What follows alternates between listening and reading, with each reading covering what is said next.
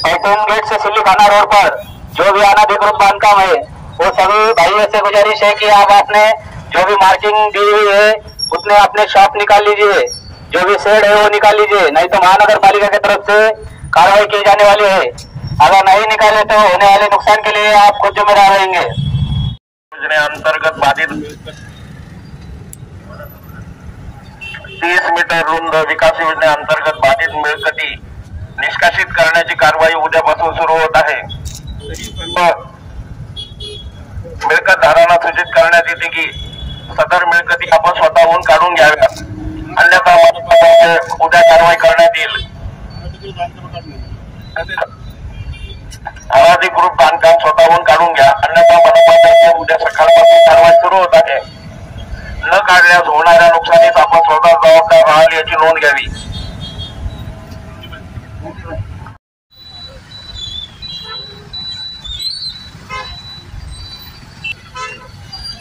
Paithan gate से सिल्लीखाना road चौक तक, Paithan gate से सिल्लीखाना चौक तक जो भी मार्किंग की हुई है और जो भी बाधित मालमत्ता है दुकान होगी आप खुद होकर निकाल लीजिए, नहीं तो महानगर पालिका की तरफ से कार्रवाई की जाने वाली है।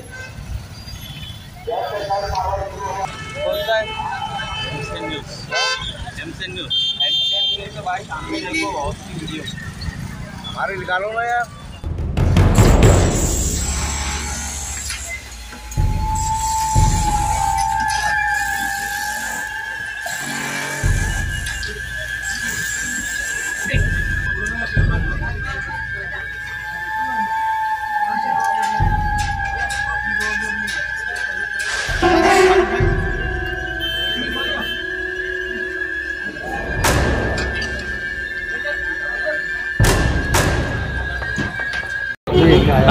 दिवाळीनंतर आता खऱ्या अर्थाने जिथे मार्किंग केलेली सब मार्किंग केलेली आहे त्या ठिकाणी कारवाईला सुरुवात होणार आहे। कारवाई कशी असणार आहे, कुठून सुरुवात होणार आहे? सर्वात महत्त्वाचं की मध्यंतराच्या कालावधीमध्ये जे काही ड्यू प्रोसेस ऑफ लॉ आम्हाला न्यायालयाच्या निर्णयाने फॉलो करायची होती, त्याच्यामध्ये नोटीस देणं असेल, अनाऊन्समेंट करणं असेल किंवा जाऊन प्रत्यक्ष जागेवरती लोकांना मार्किंग देणं असेल, टोटल स्टेशन सर्वे, ह्या सर्व गोष्टी आम्ही पूर्ण केलेल्या आहेत आणि अशा 9 रस्त्यांची यादी या आजतागायत आमच्याकडे पूर्ण झालेली आहे।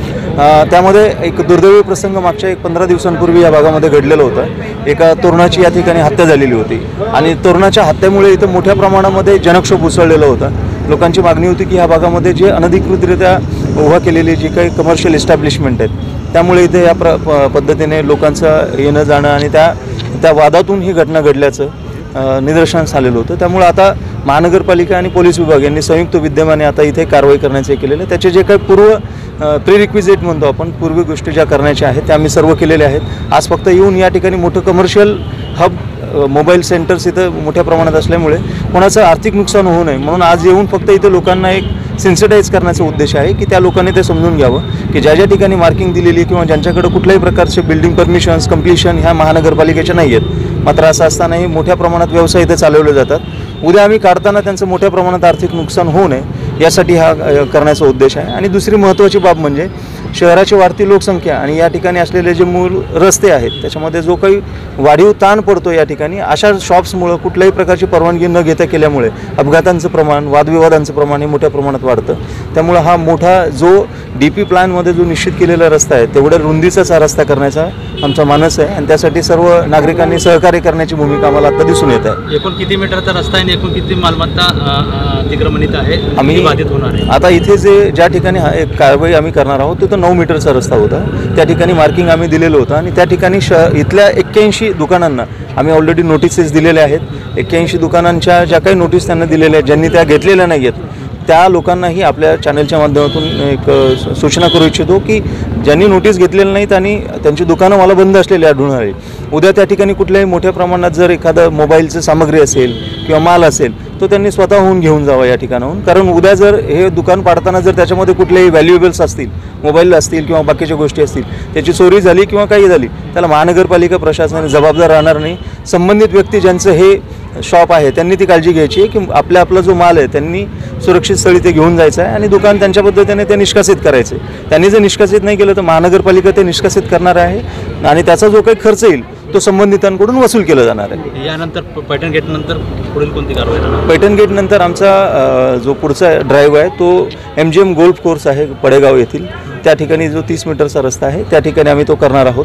आणि तदनंतर याच आठवड्यामध्ये आम्ही हर्सुलची जी कारवाई आहे ती पण पूर्ण ह्याच्यानं करणार आहोत. आणि ह्या आठवड्यातल्या ह्या 3 कारवायांनंतर पुढचे ज्या काही 5 ते 6 रस्ते उर्वरित आहेत तर त्या 5 ते 6 रस्त्यांवर पण पुढच्या आठवड्यामध्ये कारवाईचं सत्र नियमितपणे सुरू राहणार आहे. सर हिंदीमध्ये थोडक्यात काय आहे म्हणजे पुढं कालच आम्ही त्या ठिकाणी जे काही धार्मिक स्थळ आहेत त्यांना आम्ही आवाहन केलेलं होतं.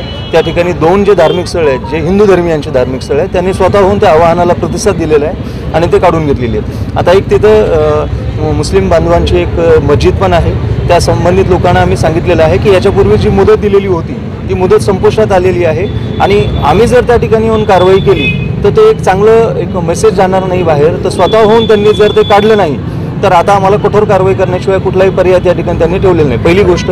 दुसरी गोष्ट, त्या ठिकाणी ज्या काही लोकांचे वेगवेगळे शॉप्स होते किंवा अतिक्रमणामध्ये तिथं हे झालेलं होतं त्या लोकांसाठी आम्ही स्वतंत्रपणे एक शॉपिंग कॉम्प्लेक्स तिथं फार मोठ्या प्रमाणात उभारण्याचं चालू आहे. त्याच्या जागेच्या मागणीचा प्रस्ताव केलेला आहे. त्याच्यासाठी जी निधीची तरतूद आहे ती महानगरपालिकेने केलेली आहे आणि फार मोठ्या प्रमाणात तिथे शॉपिंग कॉम्प्लेक्स तिथे होतील. एक 70 ते 72च्या घरामध्ये तिथे शॉपिंग कॉम्प्लेक्स असतील. हे आमची एक पुढचं नियोजन आहे. लोकांचं म्हणणं आहे की आमचं घर महत्त्वाचं आहे किंवा धार्मिक स्थळ महत्त्वाचं आहे? निश्चितपणे आम्ही ज्या पद्धतीने दिलेले आम्हाला महानगरपालिकेला मान्य न्यायालयाने ज्या पद्धतीने दिलेले होते निर्देश त्या पद्धतीने 15 ऑगस्टपर्यंत आम्हाला घर किंवा कुठलेही धार्मिक स्थळ यावरती कारवाई करायची नव्हती. त्यामुळे आम्ही त्यांना तोपर्यंत सांगितलेलं होतं की ते स्वतःहून आपण करावं. आता जर त्यांनी ते केलेलं नसेल तर याच्यापुढे कमर्शियल असेल, रेसिडेन्शियल असेल आणि कुठलीही धार्मिक वास्तू पण त्या ठिकाणी असेल ते जर अतिक्रमण क्षेत्रात येत असेल निश्चितपणे त्याला पाडण्यात येईल. 2 महिने उलटून गेले निश्चितपणे आता कारवाईचं आम्ही सुरुवात केलेली आहे, कारण मध्यंतरी सणवार आणि बाकीच्या गोष्टी आलेल्या होत्या. पोलीस बंदोबस्त आम्हाला त्यांचा पोलीस बंदोबस्त सण आणि इतर ठिकाणी डायव्हर्ट झाल्यामुळे आम्हाला तो मिळालेला नाही आहे. त्यामुळे आता याच्यानंतर आम्हाला पोलीस बंदोबस्त निश्चितपणे उपलब्ध होणार आहे. सर्व ठिकाणांवर कारवाई ही होणार. पैठण गेट पे जो कारवाई हो रही